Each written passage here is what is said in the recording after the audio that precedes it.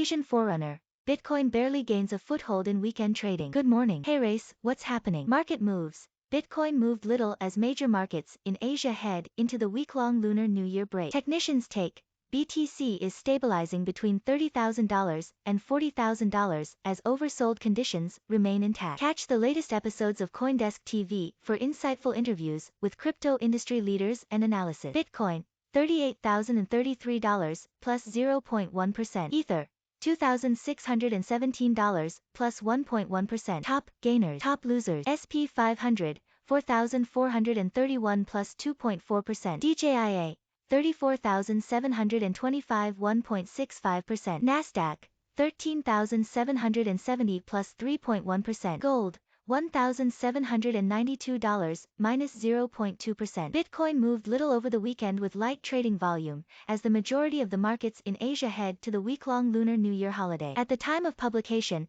the oldest cryptocurrency is changing hands at over $38,100, up slightly over the past 24 hours, according to CoinDesk data. Ether, the second biggest cryptocurrency by market capitalization, was trading over $2,600, up slightly over the same period. Data compiled by CoinDesk shows that Bitcoin's trading volume across major crypto exchanges sank significantly over the weekend compared with the past week. The Lunar New Year, also known as Chinese New Year or Spring Festival, is the new year based on the traditional lunisolar calendar of China. It is celebrated by many countries in Asia, and the celebration usually lasts for weeks. Major stock indexes in China, Hong Kong, South Korea and Singapore are closed for the Lunar New Year holiday, as most traders take the time off for family reunion. While the crypto market is 24/7, trading activities in Asia may see some reduction in the coming week due to the holidays. Bitcoin holds support above $35,000, resistance near $40,000. Bitcoin buyers have maintained support at the January 24th low of $32,900,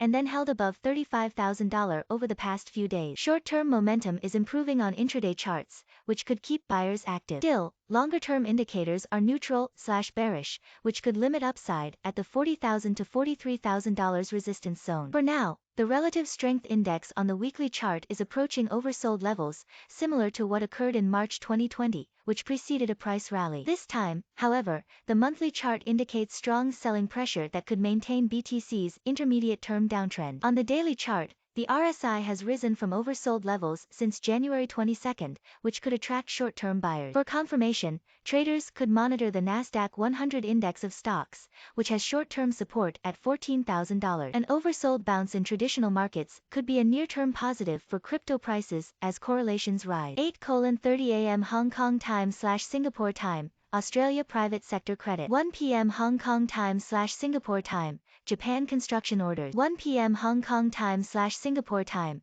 Japan consumer confidence index. 1 p.m. Hong Kong time/Singapore time, Japan housing start. 6 p.m. Hong Kong time/Singapore time, Eurostat gross domestic product SA. In case you missed it, here is the most recent episode of First Mover on CoinDesk TV. Bitcoin worth $670 million leaving centralized exchanges after hawkish Fed comments. Fireblocks raises $550 million at $8 billion valuation. FTX US raising $400 million. First Mover hosts spoke with crypto custody firm Fireblocks CEO Michael Sholov and FTX.US President Brett Harrison, as both companies have attained $8 billion valuations after their respective funding rounds recently. Plus, CoinDesk concluded its Privacy Week with crypto OG and electronic coin company CEO Zuko Wilcox sharing his insights into the state of privacy in crypto as the industry continues to expand. But Aaron to Use returned $100 million from SHIB donation for COVID projects worldwide. Crypto Relief, the Indian COVID-19 fund that received the original donation, is returning the sum, which Buterin will use for higher risk higher reward projects. The unhosted crypto wallet rule is back. The rule was first proposed by U.S. money laundering watchdog FinCEN in late 2020. Alts have been underperforming expectations. For now, many cryptocurrencies underperformed Bitcoin, but some investors aren't disheartened. Google Cloud hiring team of blockchain experts. The cloud giant is looking at services it can offer directly to blockchain developers. Chainlink Capital targets $100 million in assets for 2 crypto funds. The fund of funds firm wants to raise $100 million each for its ALMA and Luna funds this year. Crypto has parallels with subprime mortgage crisis, says Paul Krugman.